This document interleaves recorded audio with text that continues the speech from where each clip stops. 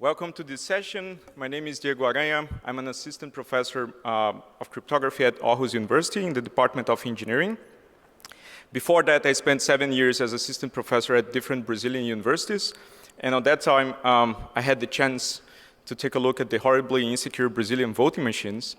And today, I'm here to share this story. This is joint work with several people.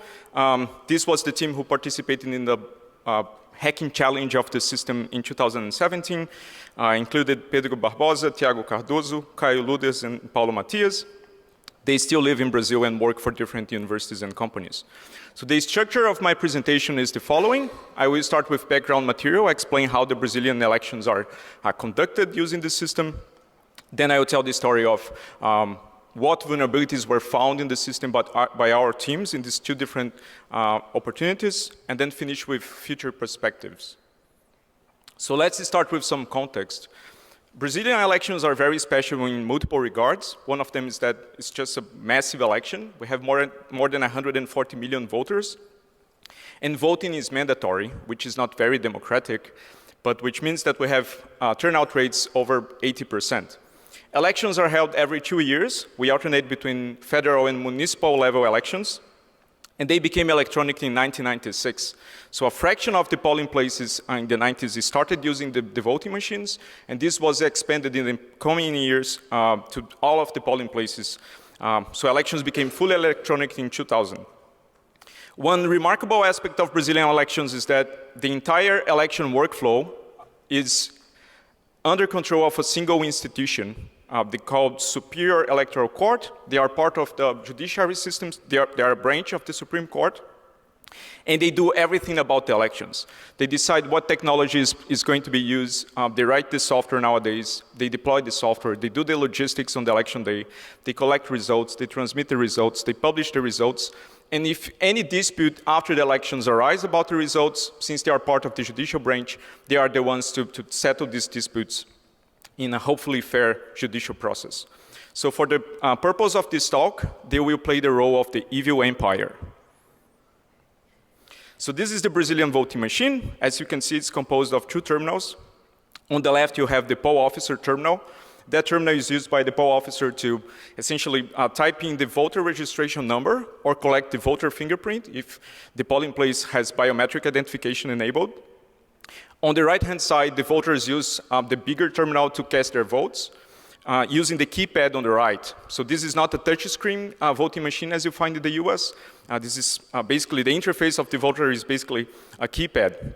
So voters need to bring numbers corresponding to candidates to cast their votes. And the biggest design flaw, as you can see already, from the point of view of privacy, is that the two terminals are connected by a physical cable. This means that the big terminal knows who is voting for which candidates at the same time.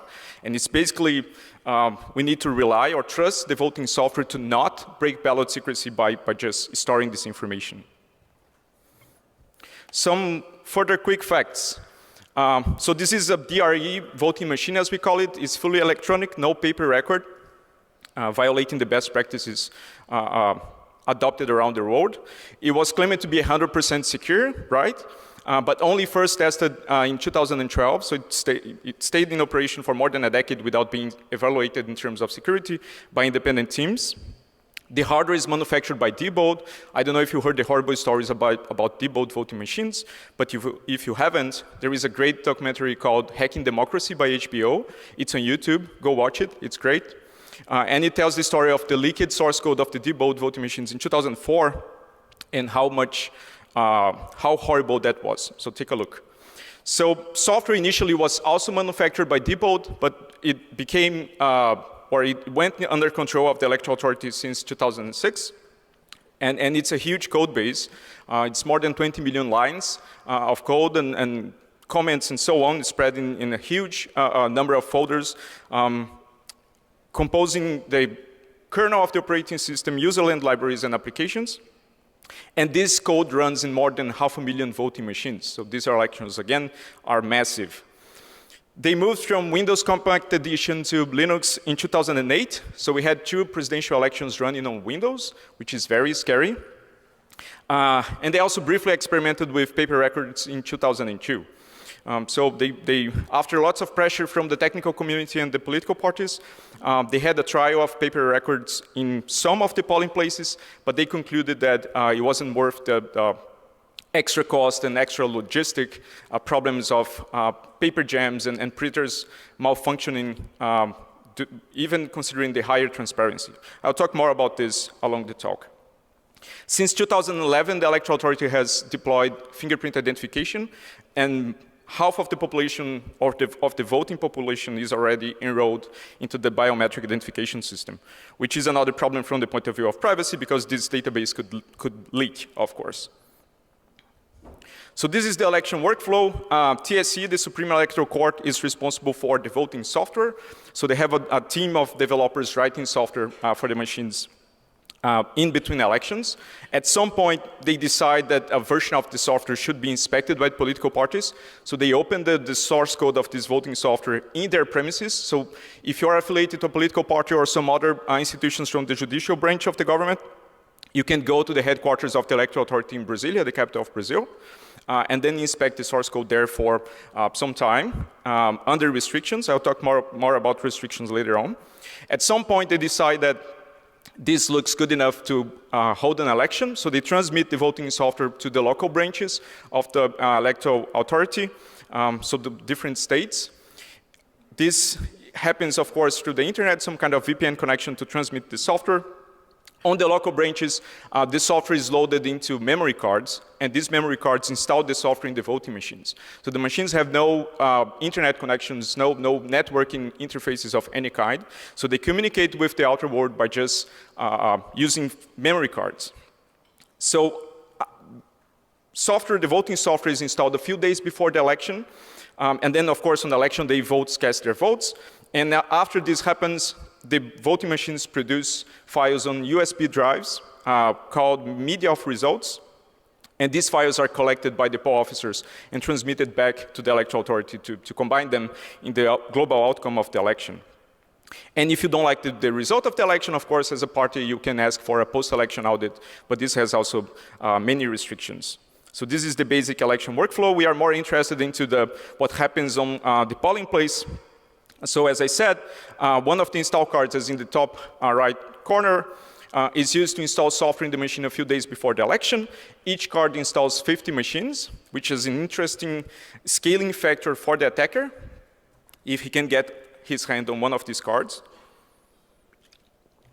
And then on the election day, between 7 and 8 a.m., the poll officer is responsible for initializing the machine, so booting up the machine and printing what we call the zero tape. So this is basically a paper document attesting that no votes were cast to any candidate before the election started.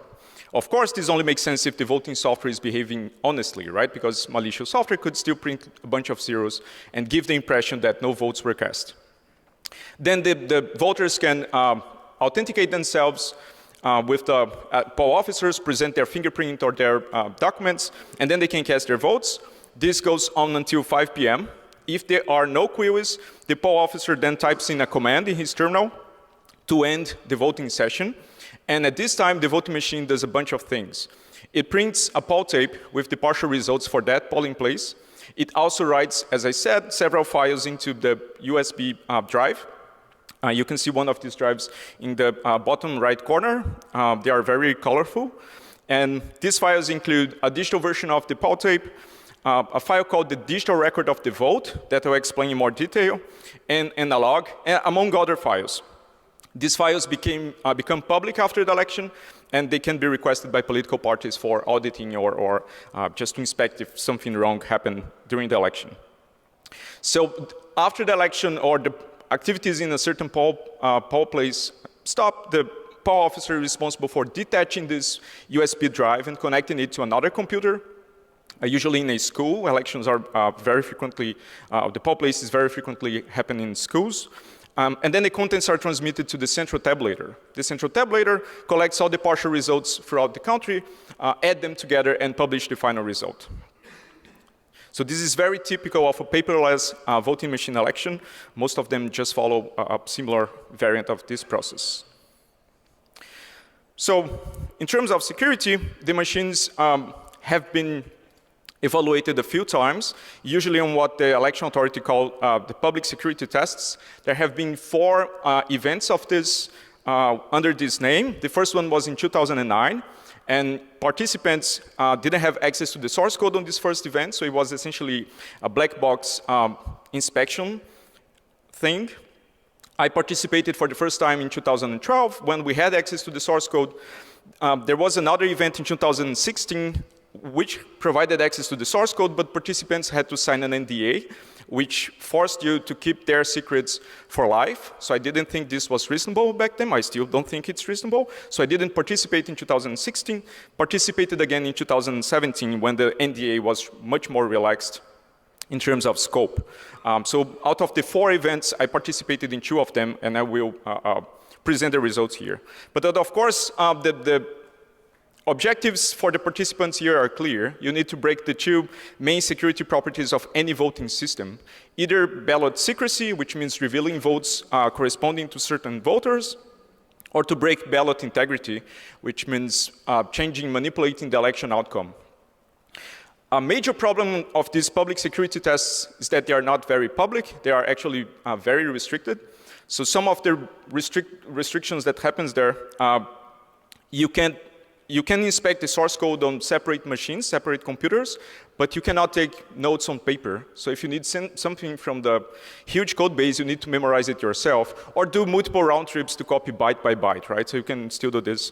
The computers are close enough that this is still doable.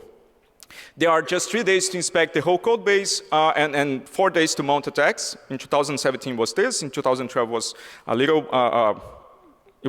shorter. All the participants in attacks need to be pre-approved by the electoral authority, so they know exactly who is participating and what attacks will be mounted. I don't know if participants or interest in attacks were rejected in the past because this information never became public, but they have a screening process to select what they want to be tested. And participants have no guarantees about the software. You don't know if this is the right software, a recent version of the software. And sometimes there are rumors about, oh, yeah, you exploited the version of the software, but this was not really the production version. So it's very confusing for participants to know how legitimate this is. And of course, since this is the electoral authority organizing a hacking challenge to evaluate security of its own machines, this presents conflicts of interests everywhere, right? So you see many conflicts of interest. I would even argue that the fact that a single institution conducts the whole election process is a conflict of interest itself. So in 2012, we found many vulnerabilities. We wrote a 40-page report detailing those. So the most serious one was a vulnerability in the vote shuffling mechanism to break ballot secrecy. Ballot secrecy in Brazil is extremely important. It's a constitutional requirement. And we have a history of voter coercion. It's so frequent in Brazil that voter coercion has its own name in Portuguese, voto de cabresto, as we call it. We also found very inadequate management of cryptographic keys. So all the internal memories and the install cards which interface with voting machines have encrypted partitions to store sensitive data, as the voting software and other and cryptographic keys, for example. And all these encrypted partitions are encrypted under the same symmetric key. So we have one single key encrypting more than 500,000 encrypted partitions in different machines. And we found that this key was stored in plain text. It was hard-coded in the source code. It's a classic from the 90s, right? Actually, most of this talk will be at about 90s level of security practices. We also found that the voting software, the integrity checking mechanism is very flawed. The voting software basically checks its own signatures to verify if it was tampered with. Of course, this makes no sense in the point of view of security because a malicious agent could still manipulate the voting software to not check itself, but give the impression that the machine is still operating correctly with the correct software. So since this is a paperless voting machine, ballot secrecy and integrity ultimately rely or depend on the integrity of software.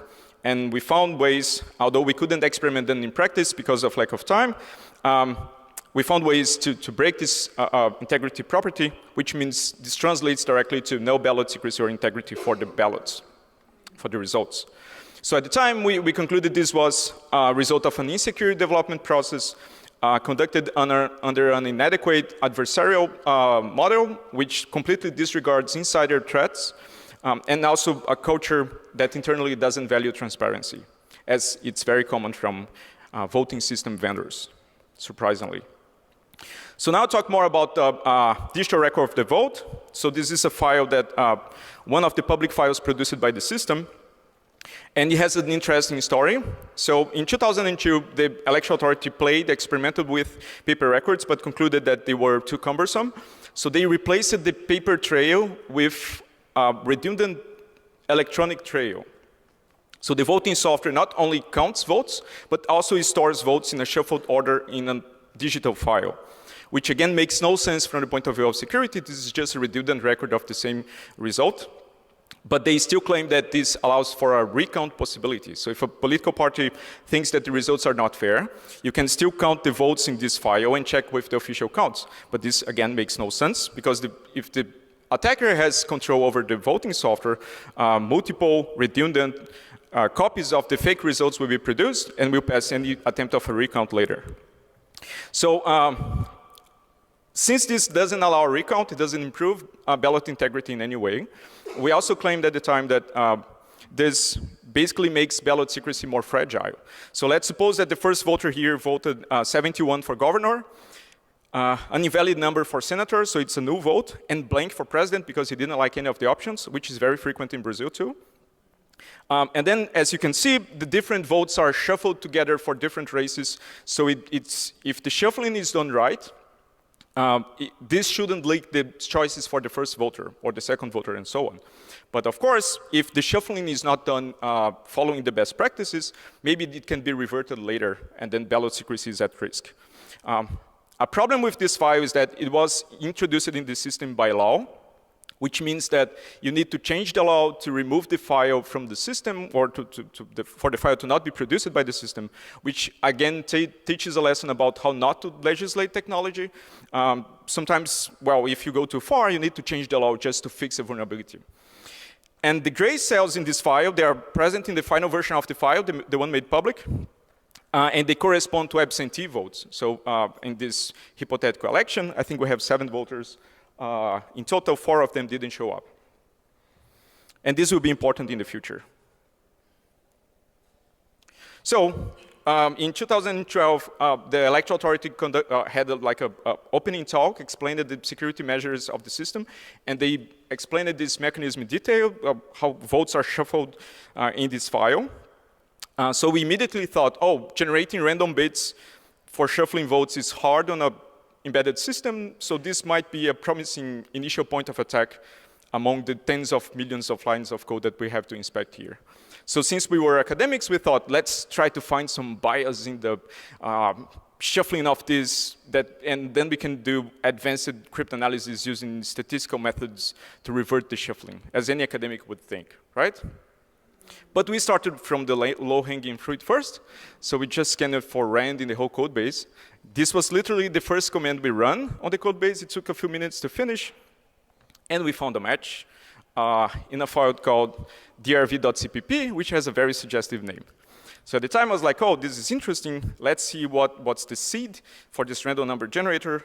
And then we found this, which is, again, a classic. So if you don't code in C, this is a very bad random number generator, receiving a horrible seed as input. As you know, a PRNG should receive a truly random seed and expand the entropy of the seed in a much longer sequence of numbers for the shuffling process here. Instead, they just picked timestamp in seconds. And since this line of code was in the startup phase of the system, this means it needs to run between 7 and 8 a.m. on the election day. So there are only 3,600 possible seeds. And remember that in the digital record of the vote, we had gray cells for the absentees. Those actually allow you to check if a seed is possible or not. You just select a seed, seed the random number generator with the seed, and then try to store k out of n votes and see if the hosts match the polling place file that you are attacking. If they match, you probably have the right seed. So we thought, oh, we have already an exhaustive search attack for a much smaller fraction of the seed space that may reveal us a couple of seeds that are correct candidates for a certain polling place. But at the end, we didn't have to do anything that sophisticated because the seed was printed in a public document. So it was the timestamp printed on the zero tape. So our very sophisticated attack, as called by the electoral authority in the press at the time, which I don't know if it's a compliment or not, was basically taking a look at this file, finding the right timestamp, seeding the PRNG, and then reverting the shuffled votes after the election. This can happen anytime after the election. And the idea, of course, is for perhaps a candidate to coerce voters into voting for himself and then checking afterwards if they actually kept their promises. And then selectively punish the ones who didn't with a mathematical statistical guarantee, right? So it's a fair punishment in a way. So this would be a way for a politician or a candidate to break ballot secrecy for a whole polling place, but there are other attacks made possible by this, the way the system is designed. So this is a Supreme Court judge called Lewandowski. He was the president of the Electoral Authority in 2010, and this is a picture of him voting. And we know that in 2010, he voted at 11:20 and 37 seconds because the picture published by the Electoral Authority has this on the EXIF data, so it's very precise timing. And the log file of the voting machine actually stores timestamps for votes in sequence. So if you know a timestamp for a certain voter, like a public authority, you can find out exactly what's the position of this voter in the queue, right? And if you can recover votes in order, you can recover the vote of a specific Supreme Court judge. Of course, we never did this for the 2010 election. First, because it would be anti-democratic, and second, because we would most likely end up in jail, which is not nice, but the conditions are still there, and anyone with minimal knowledge about how the software works can still do it, because the files are, again, public to the political parties. So no defense in depth for this mechanism anyhow. So some conclusions from that experiment. It was trivial to recover the votes in order, as I explained. Trivial to recover a vote cast in that specific time, perhaps by a more important voter in a way, a public authority. And the recommendations we gave were just eliminate the DRV file. It doesn't improve ballot integrity in any way. It doesn't allow recounts. It's basically a way to make ballot secrecy more fragile. So it's a design flaw, although mandated by law. And do not store metadata about the voters. Do not store timestamps. This makes no sense. They claim that they need this for statistics, but you can, well, maybe the voting software can compute the statistics and not store metadata instead. So they kind of fixed this by replacing the horrible PRNG with a custom algorithm they designed, which is actually based on a PRNG which didn't pass peer review process, and I think it was designed by an amateur, and on his own website he says that this shouldn't be used for cryptographic purposes. So it's just like a hobby project. But they seeded with system entropy, which makes it harder to exploit. And the interesting thing is the voting machine has 2 hardware RNGs, which should be much better than all these different alternatives that they have considered. And the justification they provide for not using the hardware RNGs already in the machine, one is in the processor. It's a geode processor with a TRNG implemented inside. The other one is a TRNG, which was specifically purchased for the voting machine, which has a kind of HSM device inside. And they justify that because not all voting machines have these TRNGs, they can't use them in the software, which again makes no sense, and implies that the security of all machines will depend on the worst model in operation, which in 2012, I think was the 2007 model, without the TRNG in hardware. So in 2017, we wanted to resume the work we did on trying to break ballot integrity or software integrity. So we thought of software installation as the attack vector. In other words, intercepting install cards and trying to replace the software inside the install cards with a malicious version, of course. And we claim that this could be possible in practice because, as you can see from the pictures, this installation ceremony, although it's a public secure ceremony as they claim, it doesn't look very secure. In practice, you can see in the pictures confused people. You can also see guests visiting the premises to see how the process goes. So there is some opportunity for an attacker to replace some of the install cards there. Of course, if this is an insider attacker, he has already access to these install cards or the voting software at the root. But we are thinking here of an external attacker intercepting install cards. An obstacle to make this happen, of course, is the machine has plenty of cryptography in multiple places. So the install cards have encrypted partitions, as I told you, encrypted under AES 256 on a variant of the XTS mode of operation for disk encryption. So that's why we call it the XTS prime mode. So they have a minor tweak that might make the algorithm less secure. So they rotate one of the constants more frequently than they should. It's not clear why. And the key that encrypts these install cards is embedded in the kernel, so it's still hard-coded in the software.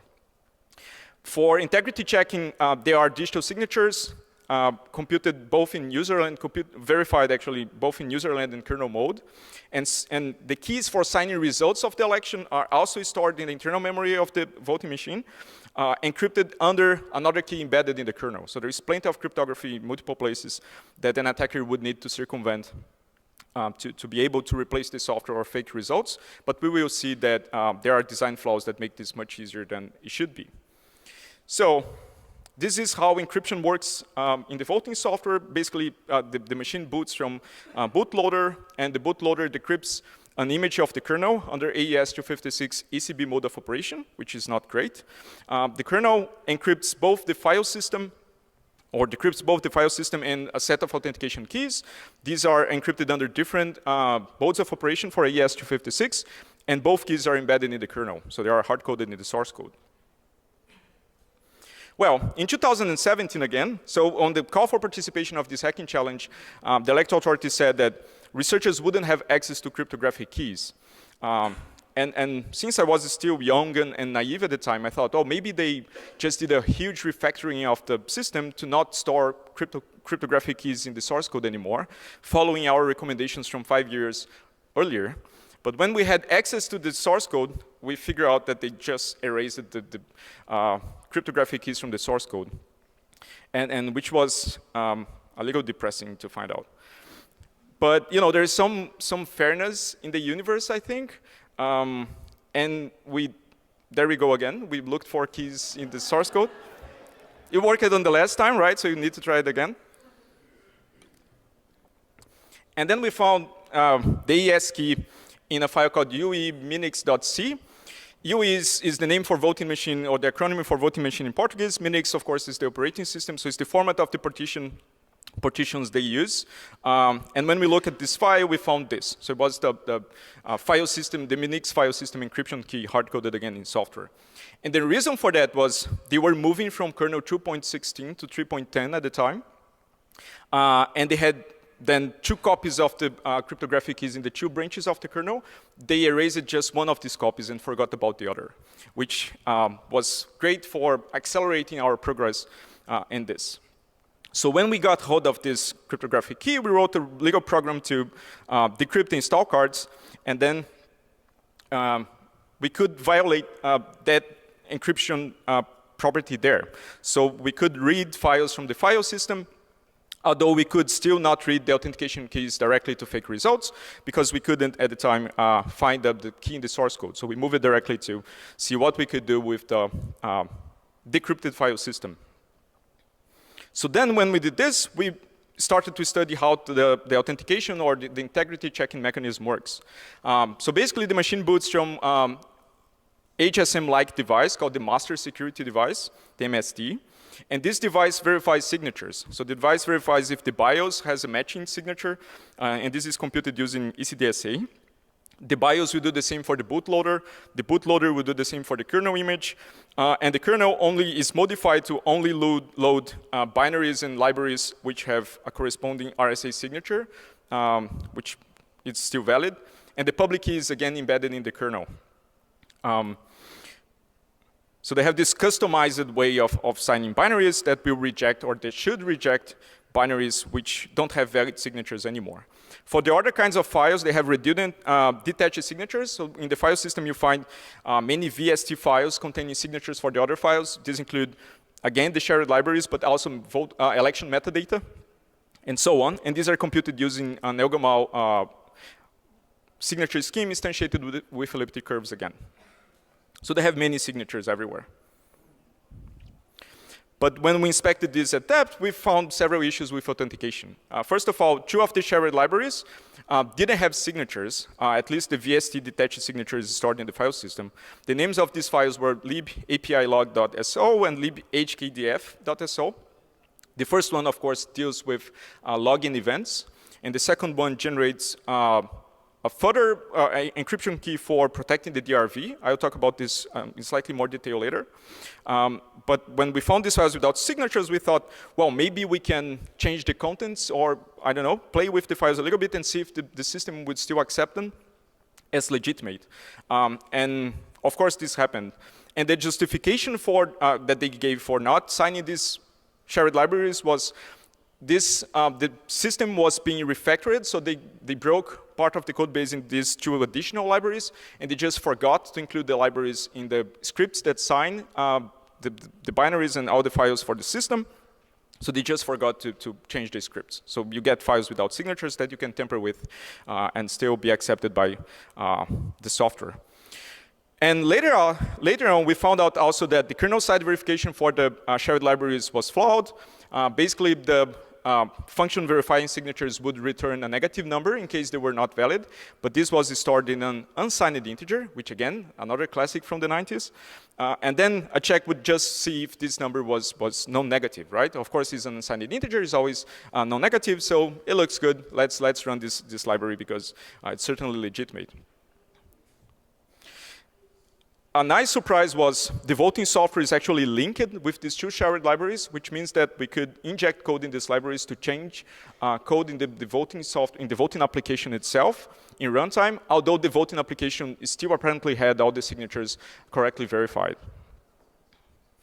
So for the authentication chain, we violated all these properties. So the detached signatures were missing for 2 shared libraries, and also the verification code for shared libraries in the kernel was flawed to the unsigned integer section of code I showed you in the previous slide. So we could tamper with shared libraries, and still the system will still behave correctly. So with this, of course, we had arbitrary injection code injection capabilities. We first played with the log contents to change events on the log, and the machine ran a simulated election without complaining about this, so the log was corrupted.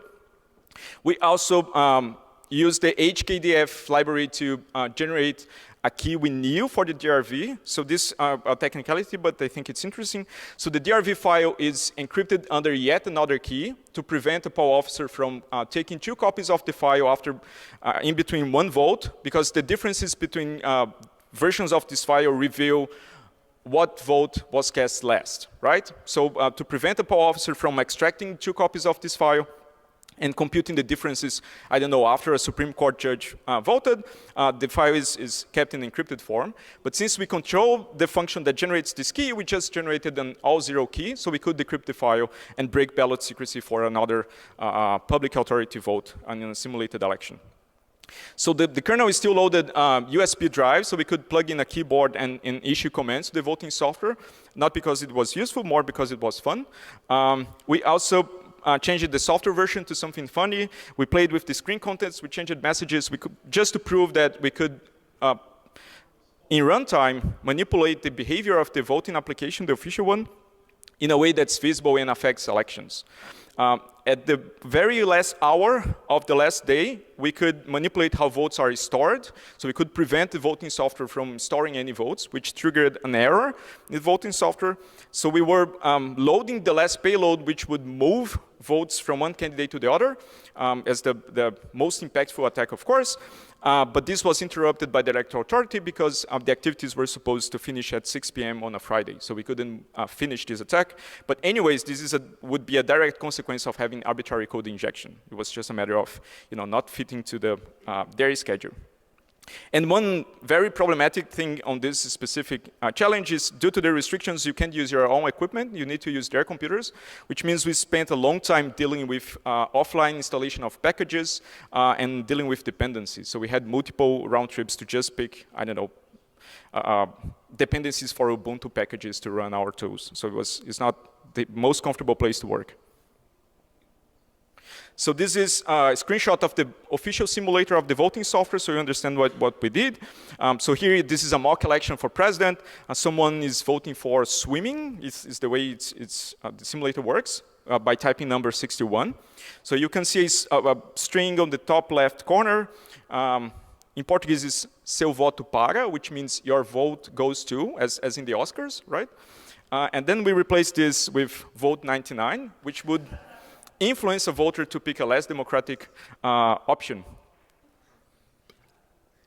Of course, this would be easy to detect, but I still claim that such a simple change in the voting software would create a mess in an official election and would probably cast a very dark shadow on the credibility of the electoral authorities. So this would disrupt an election completely, even such a small change. So the conclusions from that particular hacking challenge were that all the partitions are insecurely encrypted. The keys are still stored in plain text in source code, which means they are trivial to capture by an insider. And in this specific case, another team actually found another way into this key without access to the source code. So they basically could run the install card in a virtual machine, and execution would progress until the key was visible in the memory layout of the virtual machine.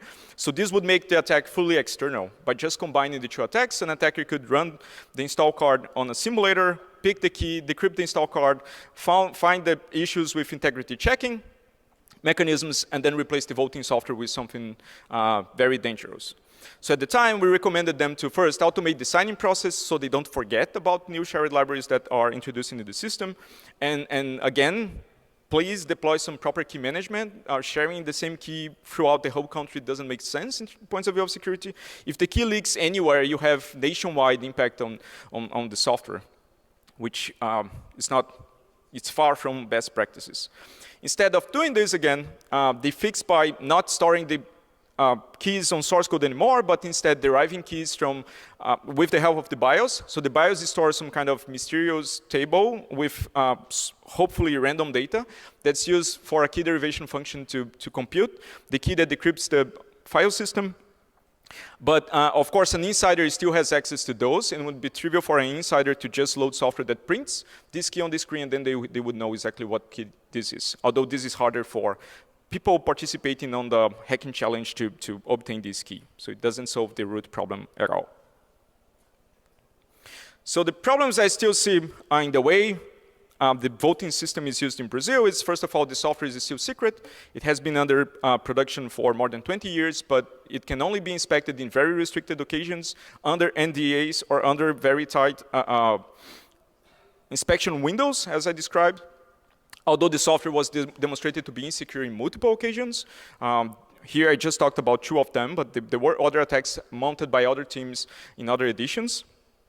There is no paper record for a recount, so voters cannot verify during the election that the system is behaving correctly. It's storing the votes correctly.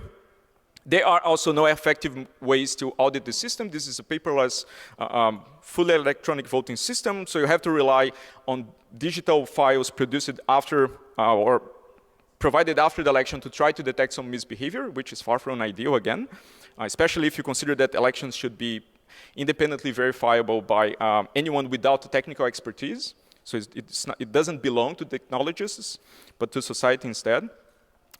There are conflicts of interest everywhere, as I explained in the film, and insider attacks are still completely disregarded. And this I find very problematic because, as you probably know, Brazil is famous for its corruption scandals, which is enough evidence to consider insider attacks within any threat model of a system facing society in a critical way, like an election software. So how can we solve these problems? So the best practices adopted in other countries and also considered in academia to be the state of the art in electronic elections is to deploy what we call software-independent systems. These are basically systems which provide a physical record of the votes, not to be taken by the voters out of the polling places, of course, because this would damage ballot secrecy and would facilitate voter coercion.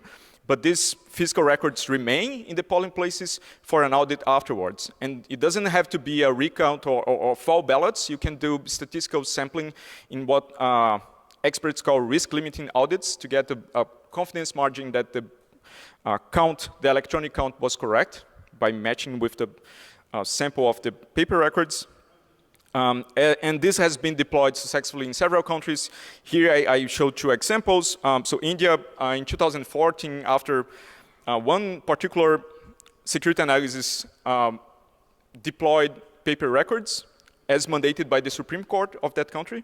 So they started a pilot project to expand this to the whole country, so it's in process. You can see the picture of the printer and the Indian voting machine on the left-hand side there. On the right-hand side, you have the scanners used in most of the US states, in which you do risk limiting audits to verify if the counts done by the scanners are correct. And in particular, this is considered to be the state of the art in terms of cost benefit because you have a relatively simple equipment to count the votes. It's just a scanner. You can also recount by hand if you don't trust the scanner. You can build a different scanner to count the ballots. And you have a single record of the votes marked by the voters. So you'll have no redundancy problems or dispute between paper and electronic records. You just go to the paper record to verify or to audit in case of any dispute. And I also believe that one way to solve problems is to increase voter and technical community participation in how the system is conducted. So electoral authorities everywhere should just engage society and the local communities to help improve the security of systems instead of fighting with them all the time as it usually happens. How not to solve these problems? Well, deploy internet voting. This is a horrible idea. Although it frequently comes up, oh, your voting machines are insecure, let's vote through our cell phones, right? Great idea. So a few countries have deployed this. Estonia is most likely the biggest installation. But Estonia is a very different country. They do everything online, and they are very small, so things scale better. But even though there is a sequence of works showing vulnerabilities and how the Estonian system is also not secure. In particular, the problems with internet voting are malicious software running on the clients, right? So now you have to protect your device to vote securely, unless otherwise you could have malware voting for you.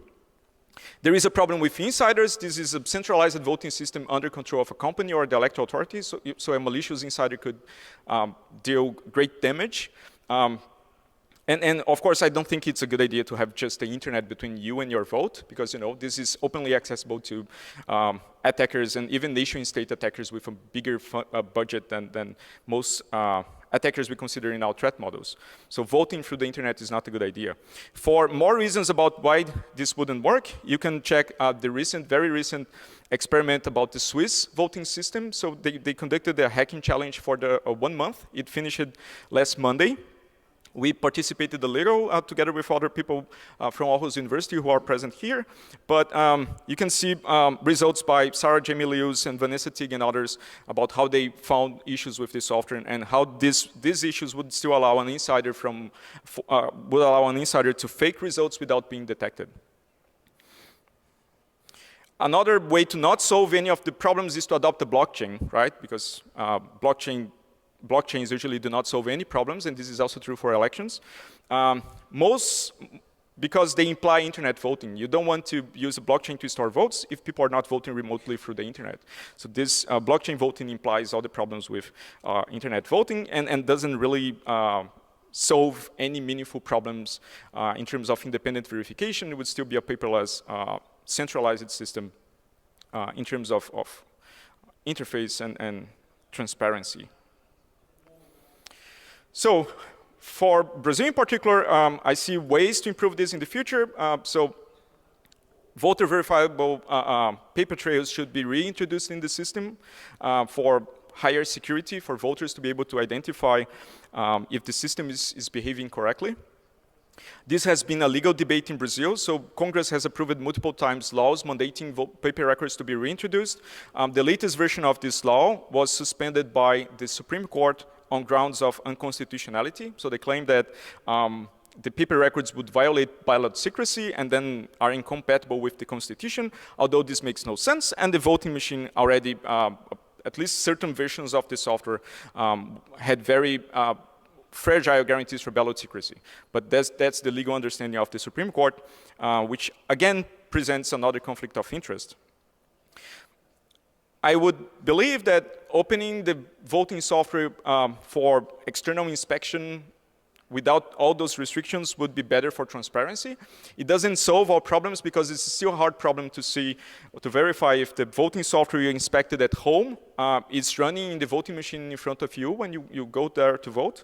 But at least this would put more pressure in the design decisions towards security, because then it becomes embarrassing to publish source code that's full of holes. But then the Swiss post case may contradict my view, and companies would just defend and justify their vulnerabilities instead of fixing their problems and admitting that their development practices are far from ideal. In Brazil in particular, mechanisms for society to control how elections are conducted should be increased. Again, it's always important to remember that elections, even electronic elections, do not belong to technologists, they belong to society. This is a system funded by taxpayer money, so it should serve the interests of society. And with this increasing polarization around politics in the whole planet, essentially, having independently verifiable elections are more important than ever. This reduces friction and polarization and may improve democracies in the way they are supposed to work. So thank you very much for your attention. I have a bunch of references that you can check for reading more about the work. And I'm open for questions. Thank you.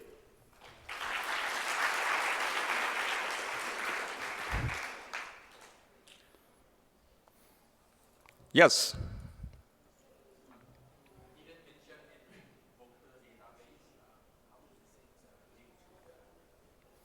Great. So the question was about the voter database, which I didn't mention. Yeah, I know basically nothing about the voting database because the scope of this test was restricted to the voting machine. So one restriction of these hacking challenges is the electoral authority decides what they want to put for inspection. So to cite some examples that are still out of scope, the transmission infrastructure, the database, and the fingerprint identification system are still out of scope.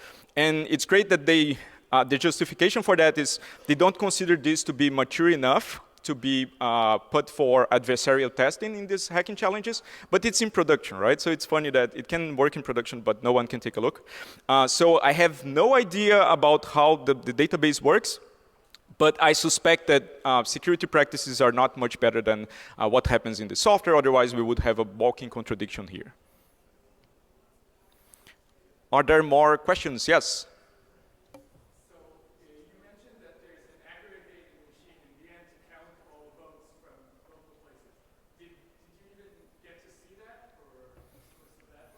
So the question was about transmitting votes, right? There is a machine at the end collecting all these partial votes and publishing the official outcome. We didn't see this piece of software, but I would consider that the most transparent stage in the election workflow due to the following. At the end of the election, the voting machines print physical records of the poll tape, and also digital versions that are transmitted to the tabulator. And then the versions, the electronic files that they receive are published in the internet 3 days after the result of the election. So if you have a copy of the paper, of the physical record of the poll tape, you can match the two and see if the voting or the transmission of the specific polling place was done without manipulation. So you can do a sample of this and try to get some statistical guarantee that transmission was not a problem. But yes, we didn't see the software itself that receives these files because it was out of scope. They calibrate very carefully the scope they want for these hacking challenges, and they only present software that they believe is mature enough for that. But it's what you get, yeah. Thanks for the question. Are there more questions? Yes?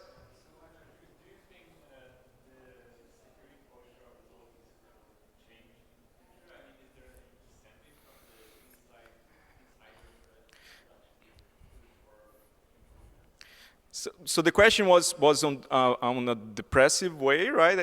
Do you think that the security of this system will improve with time? Are there incentives towards that? So I have to say that on the last time we participated, I sensed a better attitude on their side of receiving feedback and fixing the problems they have with the system. So talking to the technical staff was not the problem. They fully understand what we did and how we did it and what should be fixed. Although they have their engineering and timeline constraints to deploy proper fixes. It's not an easy job, I have to admit also. But the biggest problem is on the upper layers of management and public-facing institution, this one in particular.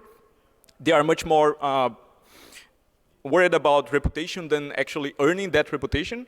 So we had several conflicts in the press about they saying that, oh, these experts are just creating sensationalism or hyping up their claims, and the system was always secure, it will always be secure. This was just a minor detail somewhere, not very different from other countries. So this creates conflict and it makes harder to collaborate with them. So I see some potential for improvement in the technical side, talking to the technical staff. I have no hopes about the upper layers of management in that authority. I would like, if I could choose, that the process was not under the umbrella of a single institution. I think involving multiple institutions which would force an adversary to collude, right? People from two institutions would make the system more robust, although you still need paper records or some kind of physical record for a recount. So splitting up the process into multiple institutions, perhaps in multiple branches of government as it should be, would also make the process more robust instead of holding everything inside one building where there is ample potential for fraud and manipulation. So yeah, maybe one day. Yes?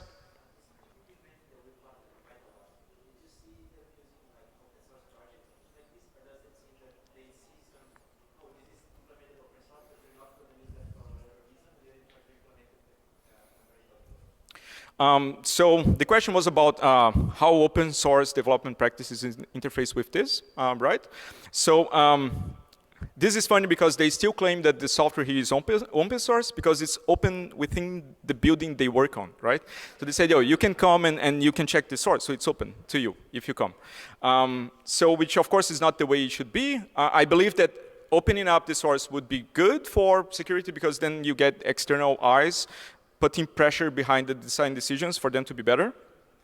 But again, it doesn't solve the root problem of how can you check that the software you inspected, hopefully not that complex to reach millions of lines of code. It should be much simpler than this. It's still running the machine during the action day, which is the critical question here. So open source helps, but doesn't solve the problem of independent verification, right? You still need, especially for non-experts, to verify that the system is working correctly.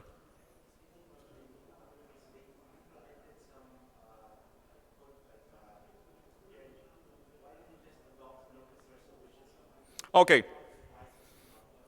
So a further question is why they're not invented here, right? Why re-implementing things that are available in open source for this, well, for the Linux kernel, for signing binaries, for example. We were talking about this yesterday. I have no idea. I think it's just, perhaps they started developing this piece of software at a time where these were not available, and they just created their customized solutions for everything without much help from the outside or from experts. And they just feel that this is the right way to do, and only started to receiving feedback to improve their designs much later on, and then it's too late, right? Now you get attached to the horrible code you wrote in the past, you feel the urge to defend it instead of fix it. So, but I think we need a psychologist to understand this better.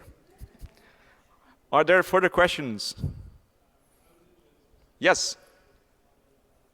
Yeah.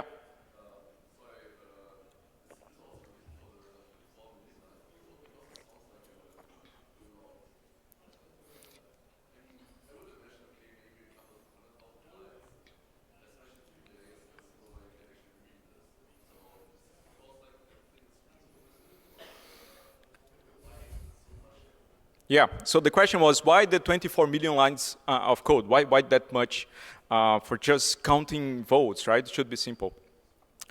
So this corresponds to actually the Linux kernel, the entire Linux kernel. So they have the whole kernel in their own internal repository with their own patches on top. So they have proprietary patches on top of the kernel. So this adds up like more than 10 million lines already. And then they have a bunch of libraries which are contributed from other projects to do some functions of the software. Again, a couple more million.